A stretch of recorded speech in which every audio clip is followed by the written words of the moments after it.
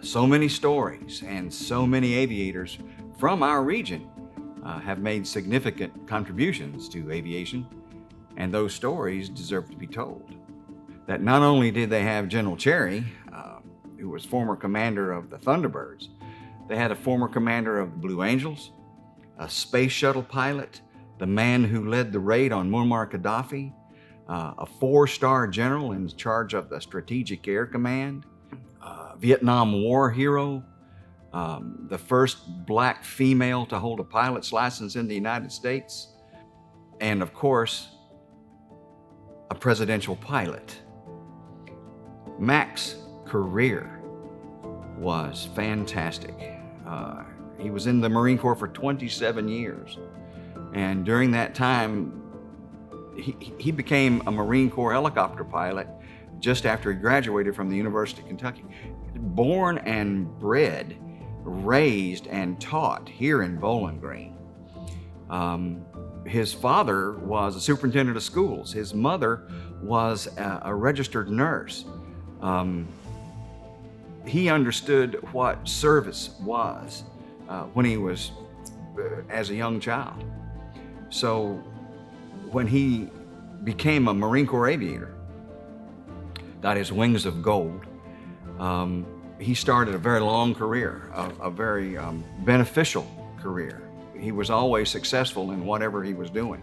You know, the mission of the park is to make sure that we keep the history of local aviators alive, and it is something that keeps me very active within the community, and the excitement of pursuing new artifacts for the park. I think back to when I first came on the board in 2009, there was discussion all the way back at that time about trying to find an SH3 that could be restored to Marine One, because Col Mac Reynolds needed to be recognized. He needed to be honored at the park.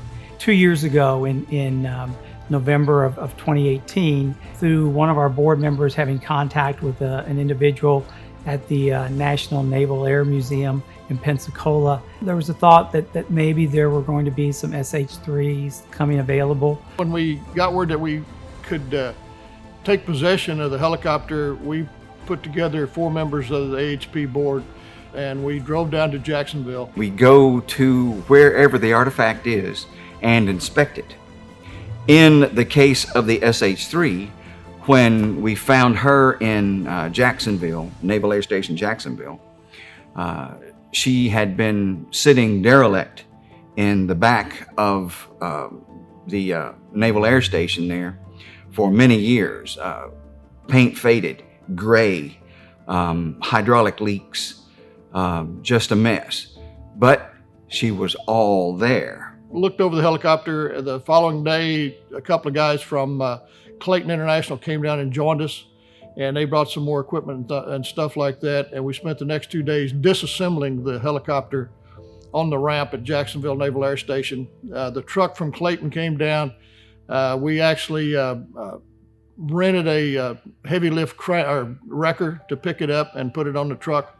Once we had it sitting on the truck, we had to take the sponson off. The sponsons, that's the things that the wheels are in. We had to take those off because it was simply too wide to go down the road.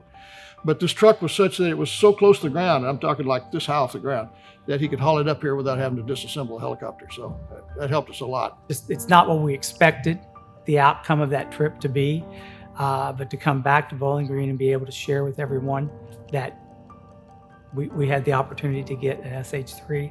Got it in on, I guess it was a Saturday afternoon just before a huge storm came up. It always seems that our recovered aircraft come to Bowling Green either in the rain or the snow.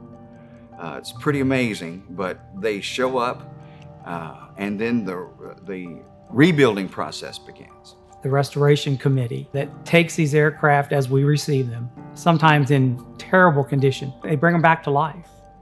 Gray, just as gray as a cloud.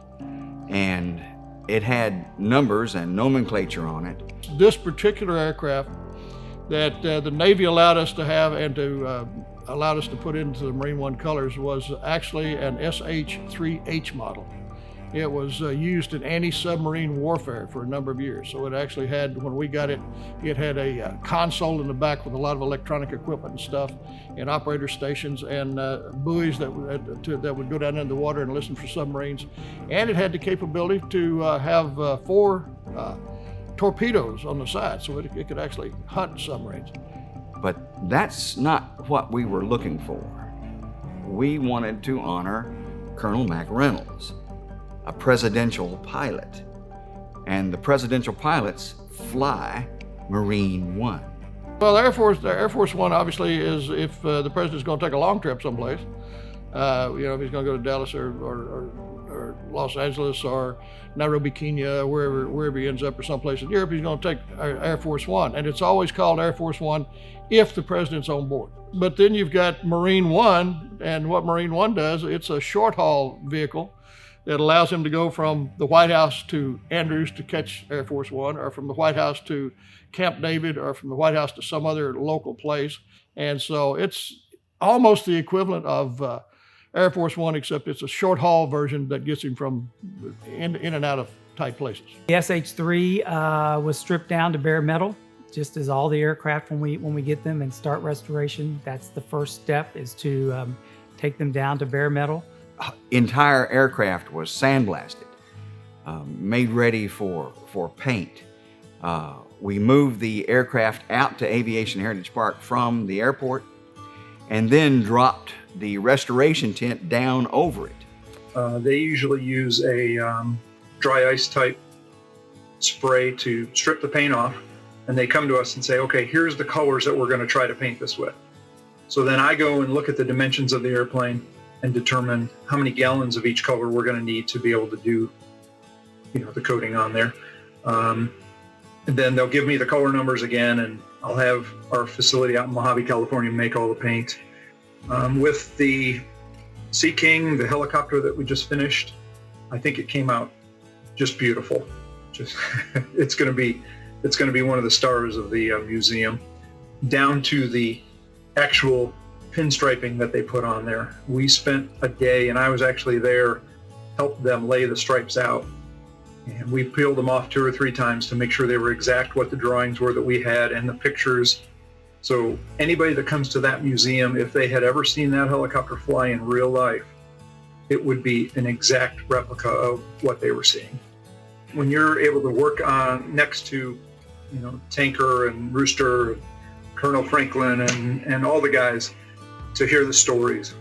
So it's pretty special that they're being able to preserve, so other people can see that when they come to the museum and learn about the history of the Kentucky aviators that flew those airplanes.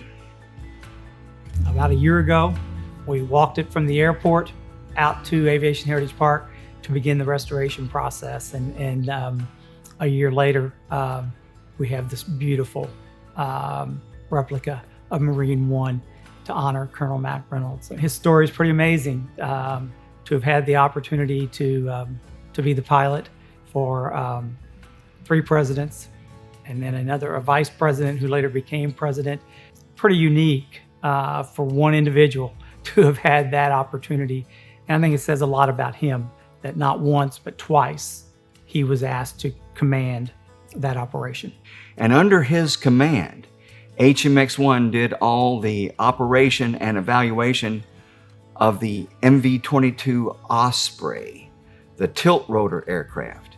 And under his command, they provided the entire evaluation for the Marine Corps for that aircraft, which is now in combat service. So Mac wasn't just flying presidents. He was bringing the next generation of aircraft to the Marine Corps. It's our understanding that this makes the 4th replica Marine One to be on display in the country.